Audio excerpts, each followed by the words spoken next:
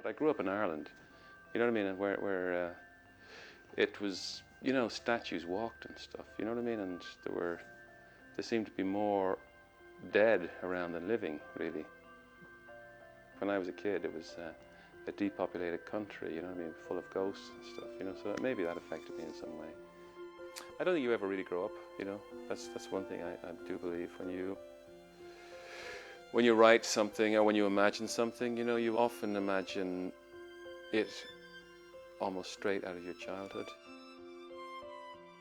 Now, there was a bar in Dublin I used to go into when I was about 12, 14, and everyone was so friendly to me there. I thought, this is the nicest bar in the world, you know.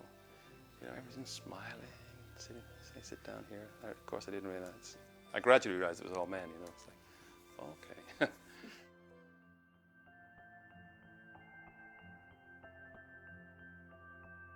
I was always writing, you know, from when I was very young, and I published a book of stories around 1974, which, you know, was quite well regarded and won a few prizes at the time. Neil stayed with me in London and we got to know each other quite well, and I read his wonderful collection of fiction, which had just recently won, at that time in the early 80s, the Guardian prize for best first work. And I knew Neil as a short story writer and a novelist. I didn't know he was going to make a film. I made my first movie, Angel, in about 1982, and there hadn't been a feature film made here for about 20, 30 years. And he told me he was going to do this film, and did I want to be in it? And I said, yeah. So it was much simpler in those times. The first film that Stephen distributed was Angel, called Danny Boy in the States. It was the film that he set up his distribution company Palace with. I asked Neil what else he was working on, and he gave me a script which subsequently became The Crying Game. At that point it was simply called The Soldier's Story or The Soldier's Wife. Then a movie called Cal was made with very similar kind of themes, and so Neil abandoned trying to finish this script, and we took up another project, Company of Wolves. Company of Wolves was quite a commercial success all around Europe, you know, not so much in America. We then went on to make a little film called Mona Lisa. And Mona Lisa was quite a big success. Bob got nominated for Academy Awards and all that sort of stuff, you know.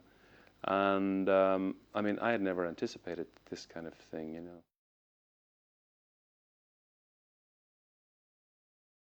European directors had a hard time every time they went to Hollywood. It was like being caught in a meat grinder, basically, you know. And every director, I mean, if you remember, Antonioni went there and had a hard. Wim Wenders went there, had a hard time. Werner Herzog, you know, it's kind of an endless process, really, of the European sensibility, you know, meeting the machine. And that's was my experience. It's been many directors' experiences, you know. I mean, I made 2 movies there that were considered not to be successful, but I mean, I still enjoyed making them. So Neil had really come off of We're No Angels and High Spirits feeling not that pleased with Hollywood. You know, I mean, I didn't enjoy making High Spirits because it was interfered with and the cut was taken from my hands, you know what I mean? But with We're No Angels, I was a director for hire, you know, and I think both the 3 temperaments involved, myself and Robert De Niro and Sean Penn, and David Mamet, actually, were a bit too dark for the kind of comedy the studio thought they were getting, you know. So then Neil came back to Europe and wanted to make a smaller film. We'd always discussed The Miracle. I just write something that's quite personal, so I wrote The Miracle, and it was based on the short stories I'd written in my 20s, you know, and I made that film and nobody went to see it, so I was kind of unemployable. The Miracle could be one of Neil's most critically well-received films. Didn't work. It was a flop, and coupled with The Big Man being a flop, those 2 films began a sort of downward spiral for my own company.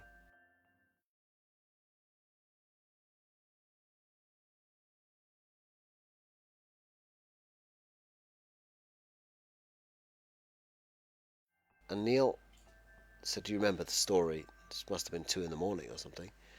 "Do you remember the story?" Soldier's Story, Soldier's Wife. And I said, yeah, I remember it well. The plot basically was a man who has been responsible in some way for the death of a black soldier that he's kidnapped, yeah. And he goes to contact his wife out of feelings of guilt, you know, an attempt to make things somehow understandable to him, and maybe to see is she all right kind of thing, you know, the kind of thing. And when we were making Mona Lisa, we discovered a transvestite bar called Madame Jojo's, which we used to go to occasionally, and always sit there and just not believe that these incredibly beautiful looking women were men. And I thought, if I make this woman a man, it'll become a different kind of story, and it will go into the areas that I want to go into.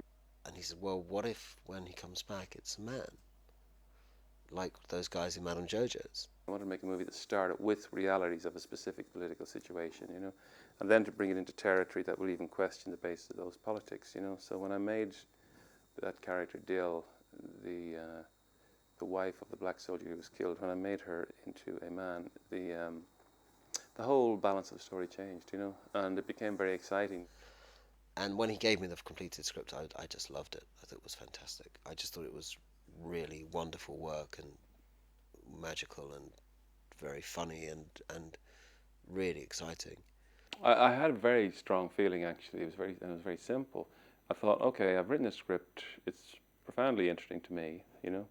It's got something kind of universal in it in a way. You know what I mean? It starts with realities of Irish life, but goes beyond that into something quite different. And I thought, if nobody makes this, you know, I just return to fiction, you know, because it's I didn't really want to work in an industry where it wasn't possible, you know, to make a statement as interesting, I thought, as that was, you know. There's so much in that script. It's such a beautiful piece of work. And I kind of felt also for Neil that this is what he should be doing, that it was right. This is exactly right for Neil.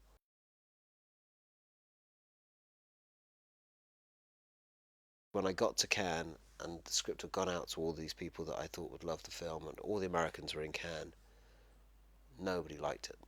I mean, quite the reverse. They hated it. I mean, they literally hated it to the point where they made me feel like I was some sleazy squirt trying to steal their wallets, you know.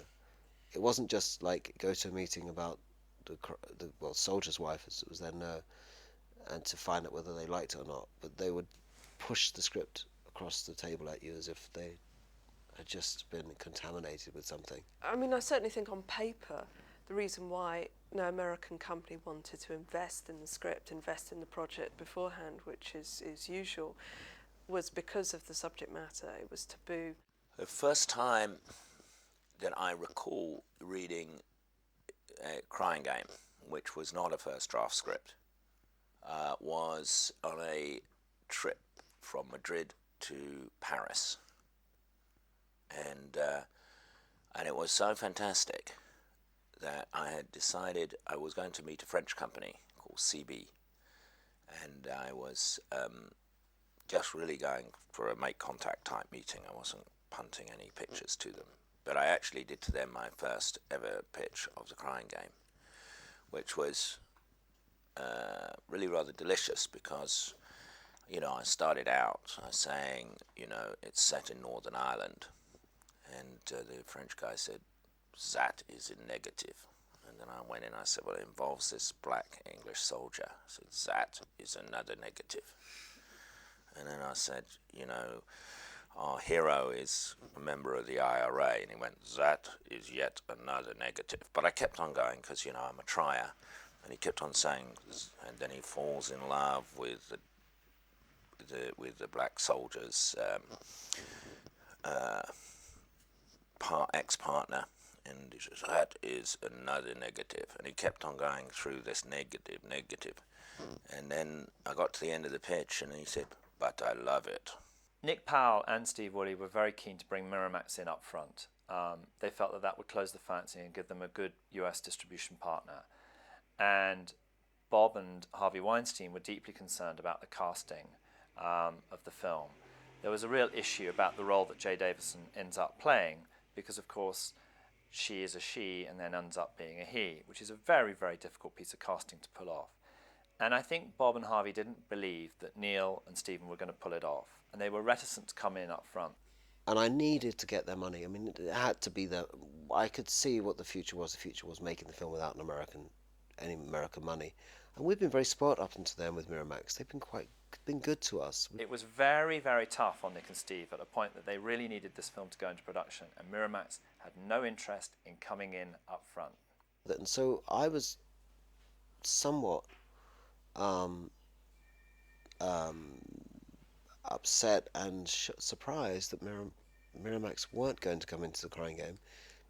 I think it was so difficult to finance because, I mean, of the political, the racial, the sexual themes, but more importantly because I couldn't get arrested. You know what I mean? I think that was the real reason. It was hard to finance.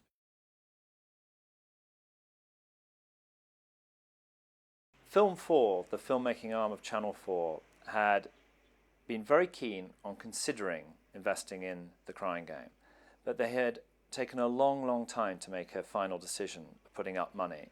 Channel 4 had some problems, I believe, with the nature of the film itself. They felt that Jay Davidson's character, Dill, should have been revealed from the outset as a transvestite. They felt it was very gimmicky to reveal her as a him in this way halfway through the film. The big hang-up was over the ending, and Jack, who was the number 2 guy on the creative side at Channel 4, was delegated by David Orkind, the head of Channel 4, before they would put the money in, to sort out the ending. So the plan we came up with was that we would send Jack to Dublin, where Neil would take him to a pub, and they would stay in that pub until they had a resolution to the ending, and therefore Jack could say it's okay to put the money in. We'd managed to get Channel 4 in. We then managed to get some money from British Screen, who were very nervous about our credit rating because they knew that Palace was going down, so that was very hard because they felt that it might be sucked in with the rest of Palace. And then we had to get the rest of the money from a little bunch of people called Euro Trustees. So myself and Stephen had put together a European distribution company of 5 independent distributors, from us in the UK, Senator in Germany, Back in France, Gomez in Spain, another company in Italy. We loved each other. We just would, and of course we got no work done. We just to go out drinking and eating, and telling jokes and having the best fun, and And we had our first meeting in Venice to organise the company and decide what was the first film we were going to buy. And Steve was really only interested in the last item on the agenda, which was Any Other Business, which was our whole purpose of forming the company, was to get them to finance the Crying Game, or part of it. And they did.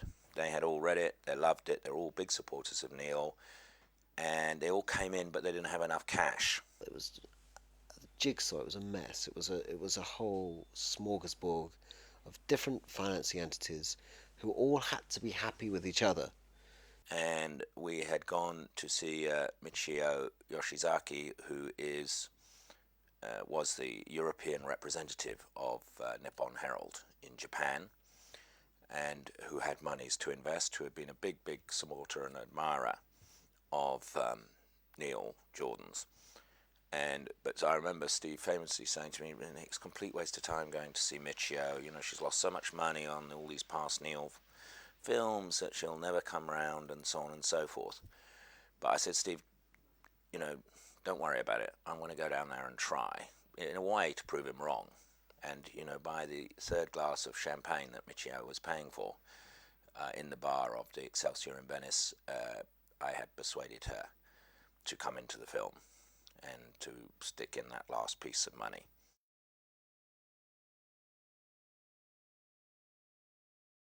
By the time Stephen had tried to get them to finally commit to a screenplay and finally commit to the cast and the whole package, Stephen Woolley's credit cards had gone up to many, many thousands of pounds in his commitment to paying pre-production costs to get the movie going. There was an old joke that Steve would start and everyone else would catch up. I had a gun to my head over making the film this year, so it had to start in November, and I had no way of funding the film. So the only way I could think of funding was for Film 4 to trust us and put some money up whilst the lawyers were sorting out the deals. So Steve wrote a volley of letters with enormous impassioned phrases again and again and again. He would roll them off every kind of other day. So there's a famous letter, famous amongst us, not in the world at large, a famous letter that Stephen Woolley wrote to Channel 4, which began, "Dear Colin, short of turning myself into a human funeral pyre in the reception of Channel 4, how do I get you to put money into this picture?" And that passion, as Jack Leshner told me when I interviewed him, is insurpassable. There's no other producer who, once he's got the bit between his teeth, or she, will go to the wall in the manner that Stephen Woolley did. So yeah, I did really give Channel 4 a very hard time, and I really did threaten to set fire to myself in the lobby, which was slightly tongue-in-cheek, but I think they felt that it might happen.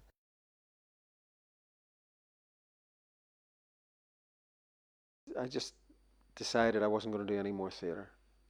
I was going to do film, and the only thing to do was to just turn down theatre until someone offered me a film. And about 3 weeks later, I met Stephen Woolley in a pub in London, and he said, "I've got a script for you," and it was The Crying Game. So, how lucky can you be, you know? Neil met with Forrest Whitaker, and Neil loved Forrest, so we both agreed that we would, if we could, make allowances for the fact that Forrest is American, but cast him in our film. The casting of Forrest Whitaker was to appeal to an American audience, to get an American name actor. And he's a lovely actor, and he obviously would have suited Neil, not just for his vision of this character, but also because of his other roles in Birds, for example. But anyhow, we did get a lot of flack from certain quarters when we cast Forrest, but I needed Forrest for the film. The film was picketed by one of the actors' unions for the casting of a black American actor as opposed to a black British actor. I can never work out Brits who think you can't cast Americans in films when it's okay for Brits to be Americans in American films. Does anybody ever say, Anthony Hopkins is Welsh in America? I mean, do they ever say that? No. Other people were very critical of the way he looked, that he didn't look like a soldier, he wasn't fit. He was overweight and round and soft, which I do actually think works for the character, but whether or not it looks like a soldier, I don't know. We knew that the part of Dill would not be an actor. I had to find somebody for that role that nobody knew. I mean, if I'd cast Wesley Snipes, for example, and don't laugh, you know, but or if I'd cast Prince, you know, or Michael Jackson, just a series of choices. Okay, everybody would say, "Oh, that's Prince in a dress," or "That's Wesley Snipes," you know, with lipstick. Whereas it had to be somebody that they didn't know, you know, so I had to find an unknown. They even apparently asked Kathy Tyson to try out for the role, although I've also heard that apparently this was only to present a model. We were looking for somebody who was a transvestite male, okay? So we had to go to all the clubs in London, you know. I had to send Susie Figgis, the casting director, around every possible club in England, you know. I tested and tested and tested, and eventually found Jay. Jay was the only person who could possibly even have approached the part, even in terms of the physical illusion of being a convincing woman, you know.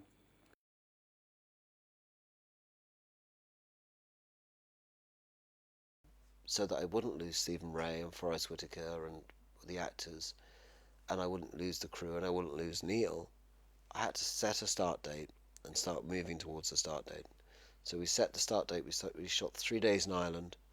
We were incredibly blessed because in the script it was supposed to be sort of summerish, and we got 3 sunny days, which was amazing.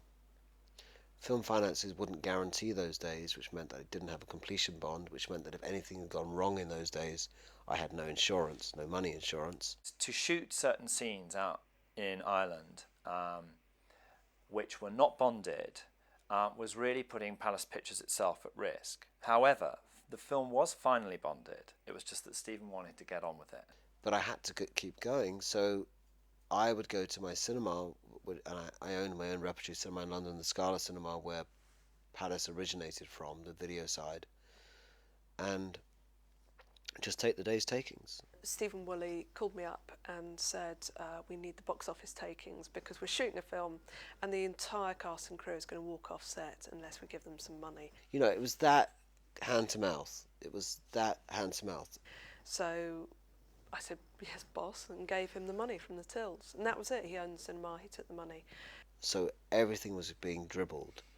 And I was just dribbling £100 here, £20 there, just to keep it going. It was just barely keeping our nose above water. Stephen Woolley was running around getting cash to pay people from the video outlet for Palace and everything. It was really, really crazy, you know.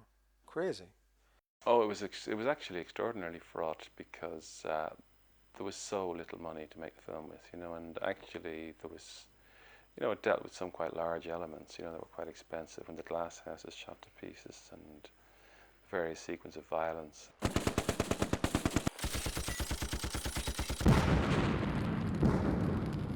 And, you know, what was daring about Neil, you know, was there wasn't time, but he made them take the time to get the big shots because they were big emotional shots. And I could feel Neil really, really expanding as a director at that time, you know. You know, it was a film that demanded some,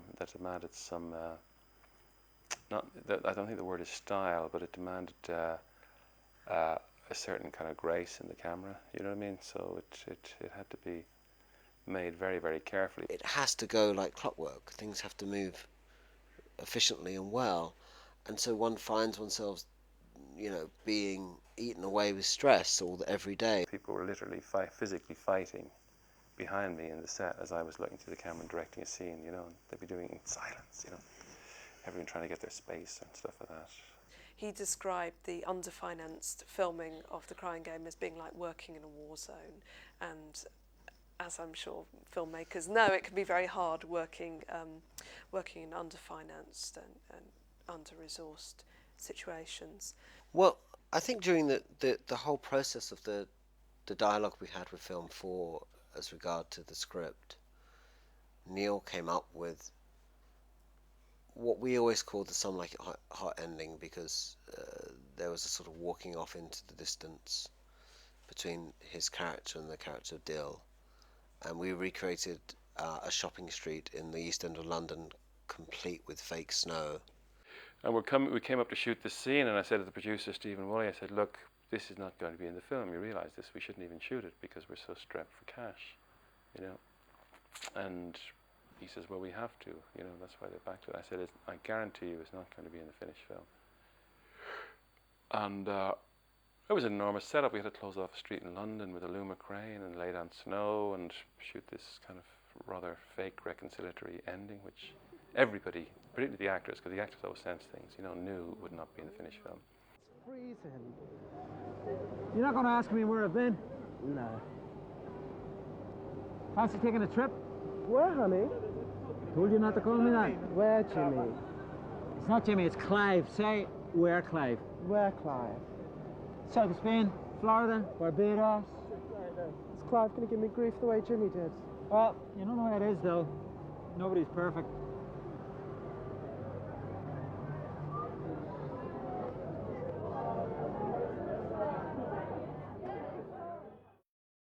When we shot it, clearly did not work, and one has to give a lot of credit to Channel 4 in particular, and to British Screen, run by Simon Perry in those days, because despite the fact they had insisted on this very twee ending where they're like in a shopping mall and buying tickets to fly off to Rio together, very different from the existing prison ending, and gave the money to Neil to shoot the ending that he had originally written.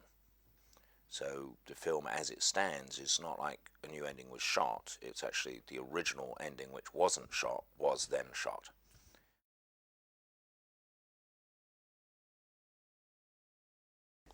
Palace was in serious trouble. Well, we were in dire straits. The company was being dismantled, you know, in order to, bits of it were being sold off to keep it alive, to keep people hired, you know, to keep people employed. And we were very overstretched. We were shooting 3 pictures at once, and Crying Game was the 3rd picture. We were shooting 3 pictures at once, and you know, the creditors were knocking extremely loudly on the door, well, more than that, they were breaking the door down, taking bits of furniture and photocopiers and stuff.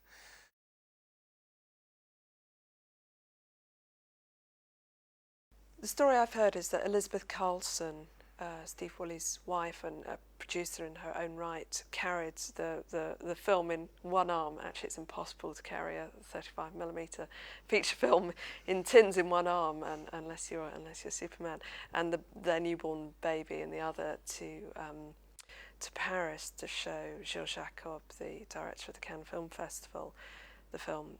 Yeah, I was very proud of the film and believed in it. I think there was very much a sense that this was make or break for Neil, both in a personal sense and in a professional sense as well. I think he'd said that if the Crying Game wasn't a success as a film, then he would go back to being a writer. So we showed them the Crying Game, and I suspected the first rejection was because I couldn't understand it. I think, yes, we then subtitled it, showed them, and they rejected it again. And that was a terrible blow.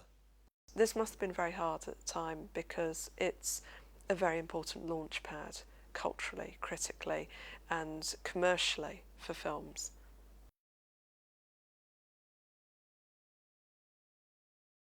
It was a great shame that Palace Pictures Distribution was not actually handling the release of the Crying Game itself. As part of the collapse of the organisation, some rights were bought by another company, the distribution outlet of which was called Mayfair. So you had a set of executives who didn't have their heart and minds behind the film in terms of distribution at Mayfield. I'm sure they did try to do their best, but there was no question that they were nervous about the film. They weren't confident. The ads and the posters were a bit of a mishmash. They could have been like a sort of wannabe James Bond film with a drawing of Stephen Ray holding a gun, with Dill dancing in a pose, with Miranda Richardson. It's just a bit of a mess. The Crying Game's release in the UK was quite troubled. For a start, anything with the IRA or Irish politics tends to arouse a certain level of criticism that normal British films don't get. It was a coincidence that the release of the film coincided with a particularly horrific IRA terrorist attack. There was a bombing in, I think, North London of a pub, which was blamed on the IRA, so there was a lot of anti-IRA press at the same time. It turned the press off the film. People didn't really want to see a sympathetic portrayal, I think, of an IRA terrorist at this time. Including a certain gentleman who's now deceased called Alexander Walker, the chief critic of the Evening Standard, who completely lambasted the film. They weren't keen on the fact that an IRA man could be seen to have a conscience, or could have had a conscience to be disturbed by what was happening. So they didn't really take to that. The same kind of lethargy and the same ignorance as to judging a book by its cover existed in the media. And as soon as the critics gave it a good kicking, it pretty much died a death.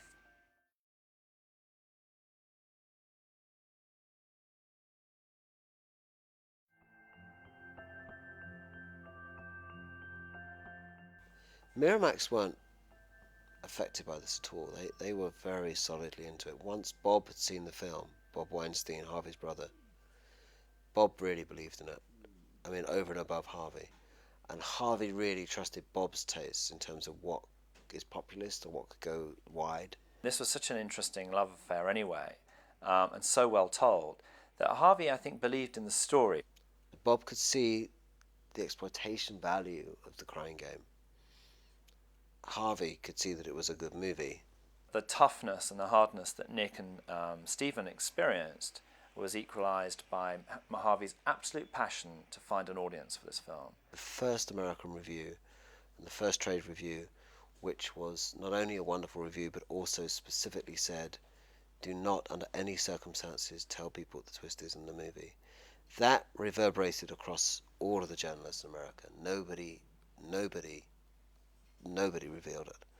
I think the way that Miramax turned the nature of the film around for its marketing was brilliant. They came up with a very sexy campaign, a lovely image of Miranda Richardson, very film noir, with a smoking gun.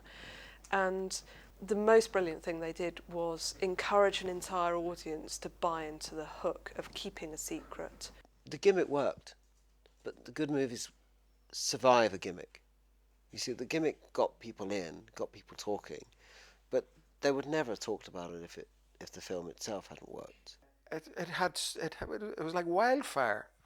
I mean, I saw the film once in New York with a packed house. The film had been running for 6, 7, 8 weeks. It was ridiculous. I mean, you can't imagine what it was like. There'd be movie theaters where there'd be 3 screens, and the Crying Game would be on all screens. This woman did it, and oh my God, standing in her seat. She was cheerleading the surprise. She was turning with this look of like, how could my girlfriends have kept this from me? How can my friends not have told me this? How was this a secret? And you could see it was pure pleasure because she was just so blown away. There was certainly almost a kind of interactive element to the campaign that Miramax achieved. People got blown away to the point where they secretly decided they weren't going to tell their friends. See, because in America they didn't care about the politics, the Irish politics. They cared about the sexual politics a great deal. Like Americans really just went for the sex in their quaint old-fashioned way, you know. Because it's only in America, really, that these extraordinary kind of turnaround events can happen. They don't happen in Britain. I mean, I'm walking down into Washington Square Park and there's a gay pride rally and they all start chanting my name. Stephen Ray! Stephen Ray! It's only in America it became this phenomenon, you know. That's the wonderful thing if a movie hits in America, you know. They let you know. You know, if it hits in England, they say, oh, quite good.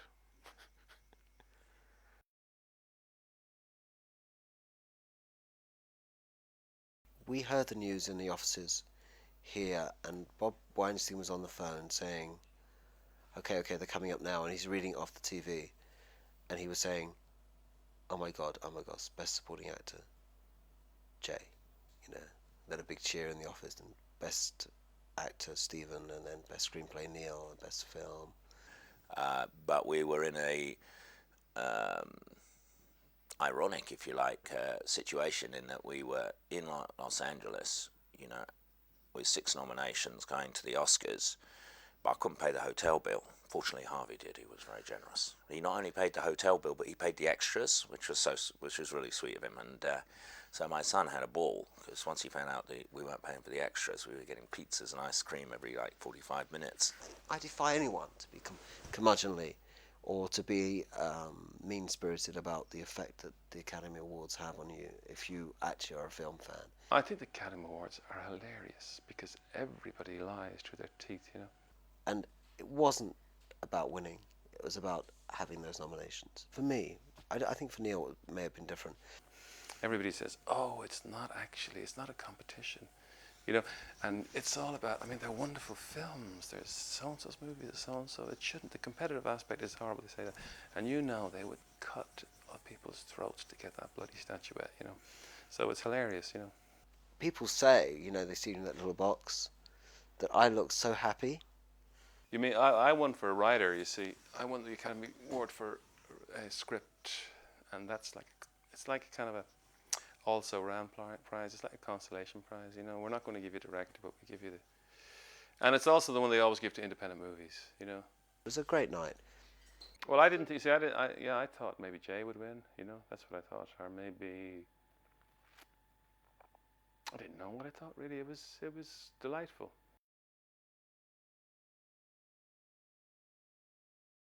I think what Harvey achieved with his release of The Crying Game was not only using the Oscars very well and the nominations and the underdog kind of campaign of the little film that comes from nowhere, which I think he achieved a great deal with, but I think he also tapped into the fact that audiences everywhere are more liberal and more interested than we might think in challenging stories, well-told stories, not necessarily stories about our own community immediately around us, but universal stories that can travel.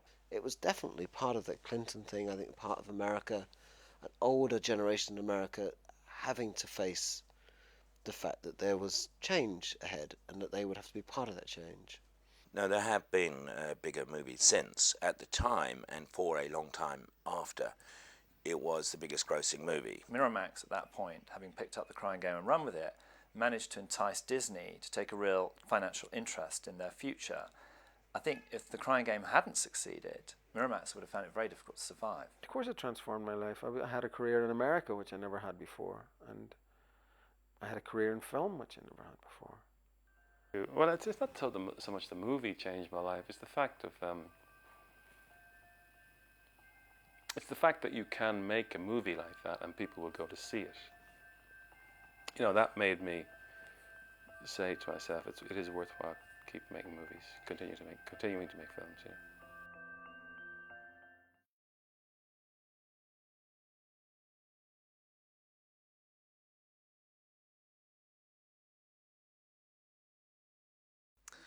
Well, I was actually serving 8 years in prison. I had been charged with conspiracy to murder and kidnapping and IRA membership. So some of the charges were dropped, so I ended up getting 8 years anyway for involvement in the kidnapping of a police informer. And I was in the H blocks of Long Kesh, where 10 men had died in hunger strike in 1981, and where over 37 people had escaped from in 1983. It was a jail that held most of the IRA prisoners in the north of Ireland, and we were allowed out, stay out for an hour and a half at lunchtime, a couple of days a week whenever a feature film was shown.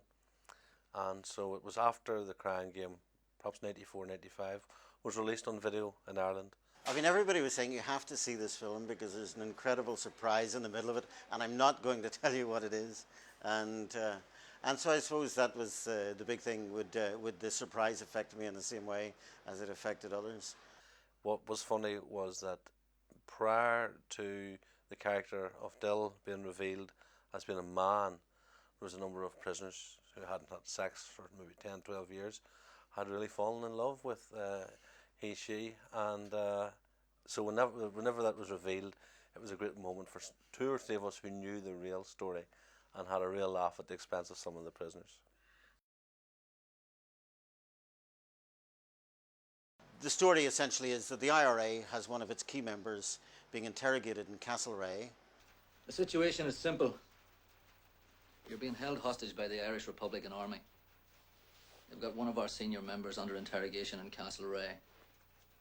We've informed them that if they don't release him within 3 days, you'll be shot. People were only held in Castlereagh. It was a legal interrogation centre. You know, you could only be held there for 7 days. Every member of the IRA has been interrogated in Castlereagh, and you're out after 7 days. So the idea that you would set up the kidnapping of a soldier and give them 3 days to release a guy. Okay, you've got, what, 2 days to plan the kidnapping, a day to get the message to them, and then 3 days to deadline to release him. He's due out tomorrow anyway, you know. You see them when they go on the operation in London to execute the High Court judge. None of them are wearing any disguise at all. I mean, not even false moustache or false wig or something to disguise themselves. None of them wear gloves, so they leave their fingerprints all over the getaway car had the circumstances turned out differently. So there's all these things that, you know, I would carp at as a realist. Didn't knock, honey. Dill, who we've never heard of, we've no mention before of his or her history of being associated with weapons, is able to pull out the gun, and what a marksman she turns out to be. She plugs Miranda Richardson, you know, in the neck, in the chest, in the stomach. When you've been involved in a struggle, all these things set out like big sore thumbs that, you know, you just couldn't get away with. But I understand, because I'm a writer myself, that, you know, there is poetic license. You have to take shortcuts. You have to make assumptions that the audience will suspend their disbelief and go along with.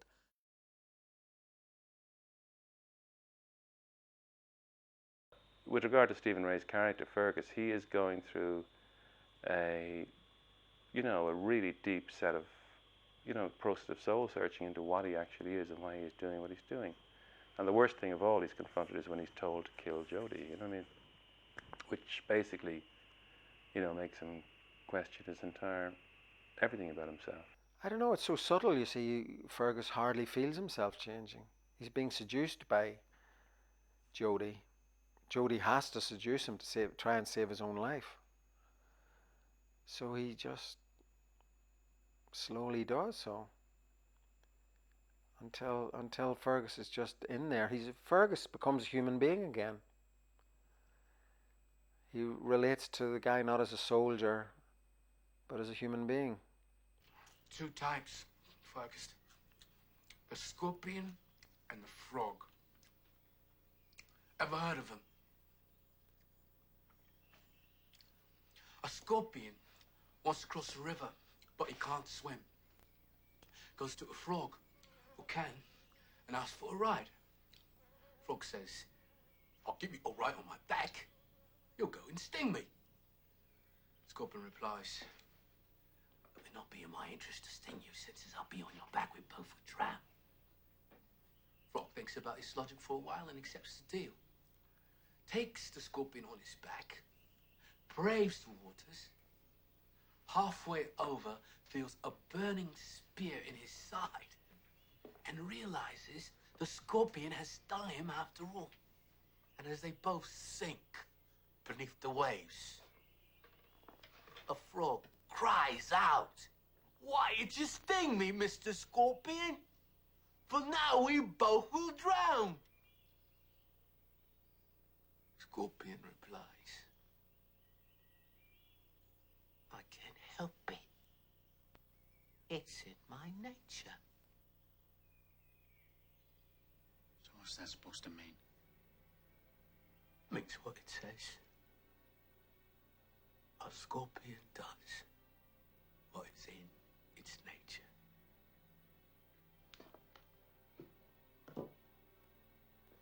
Take off the hood, man. Why? 'Cause you can't. And it's in your nature.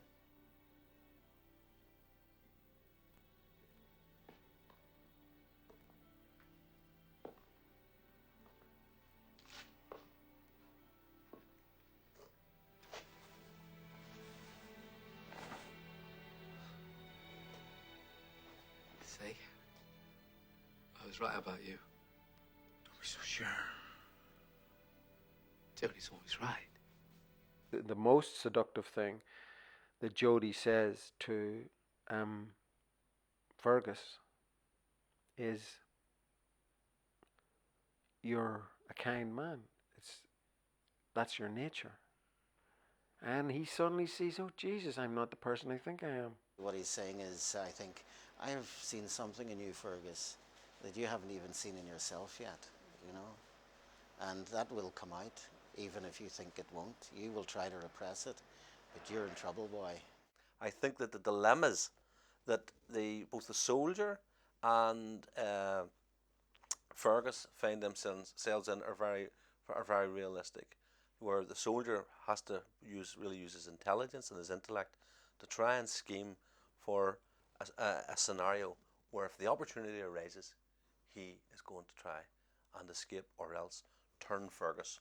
And Fergus is right material for being turned, because it's obvious that Fergus has his doubts.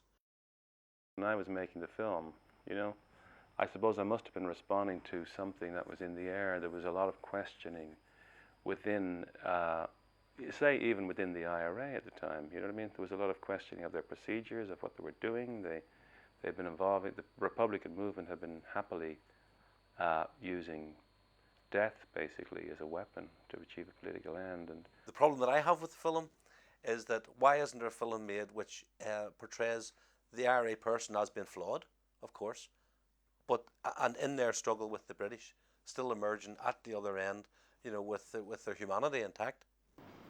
Should blow you away, you know that? Yeah, I know. I'm getting emotional. I don't like getting fucking emotional.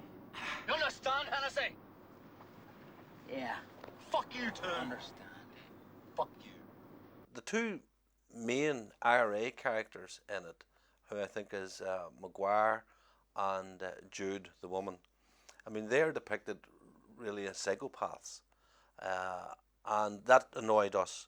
It's kill at all costs. I mean, come off it. Their job was to bring bombs down here into town and blow up buildings. Their job is to carry explosives and weapons over to London and blow up buildings. The job is to take people aside, talk to them nicely, and then shoot them in the back of the head. I don't think you have to be pretty multidimensional for that. All of the IRA characters get killed. They are all fanatics. And to me, that is what's unreal. I mean, the job of an IRA operator killing somebody was to blot out all emotional feelings and all distractions from that. That has been described. That has been described by friends of Danny's. You know, that has been described by people that he knows very well. Kevin Toulis has written a book called Rebel Hearts and the IRA, where they describe how you go about, where Bobby Story, an IRA man, describes how you go about taking over somebody's house, you know. And you don't go in and you say, look, we are the army of the people, you know, you have to do us this little favour and let us use your house for an operation. You go in and you say, you sit there and shut up. I've got a gun and I'm the boss. The only time that we as IRA prisoners recognised individuals with these characteristics is on film or in novels, because they aren't the people that we know. The IRA was an organisation which functioned for 25 years in Belfast, killed 2,000 people, you know, and they weren't nice people. The IRA is about freedom. It's about getting the British out of our country who have no right to be here. You know, it would be like us going to North America and making a film about the War of Independence. And just imagine that we reverse the roles there, and that the people who are psychopathic, the people who end up getting killed in the end, are two people who are fighting for American independence, and the person who is the hero is the one who goes over to the British side. Well, people would say, hold on a minute, that doesn't fit in with our history or in with, you know, our image of ourselves. There is a mythology that within the system itself, that it's this great noble people's army, which is a lot of nonsense. And the cause to me is a legitimate cause and a noble cause. And I suppose I was asking myself, can this entire confluence of dialect or dialogue that's going on, can all these issues of argument and kind of arguments about identity and about politics and about political kind of histories and about identity of who we are as Irish people, as white or black or Protestant or Catholic, you know, can that entire kind of conversation go somewhere else, you know what I mean? He's not entering into the question of whether the IRA is fighting a just war, but he is saying that you soldiers in this war that you believe is a just war have hardened yourselves, and you're denying yourselves your own experience, and you're denying yourselves your own personal human potential and development. That's what he's saying. The fact is, the movie really, to me, is an important movie because it says, you know, change is possible. There are ways to see the situation there are worlds outside this situation. You know, other people had tried this idea of looking at the Republican culture, looking at the Irish violence and saying, and counterposing it with other ideas of a peaceful society that operated normally, and saying, why can't you realize that you could live a nice life like somebody in Los Angeles or New York, you know? And what they did in this film was very, very different, much more radical and much more interesting, which is to say, I'll show you how limited your life is. I'll show you how limited your experience is. I'll take you to somewhere that you haven't even thought about. Would he have minded?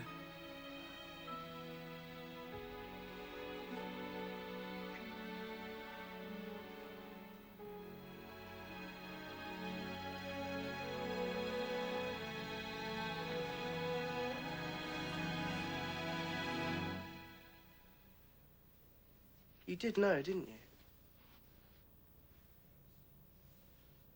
Oh my God. And the characters in the movie survive because they change, because they accept change. And so I believe it had quite a even subliminal influence in changing how things are being dealt with in the North. By and large, of course, the situation is vastly improved. We're much better off now as a result of the peace process. I think the campaign of the IRA is over now. And I think that one of the reasons that it is over, despite what the more politically minded among them would say, is because the leaders of that organisation came into their 40s and 50s and decided that there was another life. They didn't want a life for their children such as the life that they'd had themselves. They wanted a more expansive human experience to be available, if only to the young. And in a sense, that coincides with the message of the Crying Game. There will be some dissident Republicans who think that you can turn back the clock and replicate the tempo of the IRA campaign. That can't be done. Bulk of the IRA supports the peace process. vast majority of former prisoners are in there working the political process.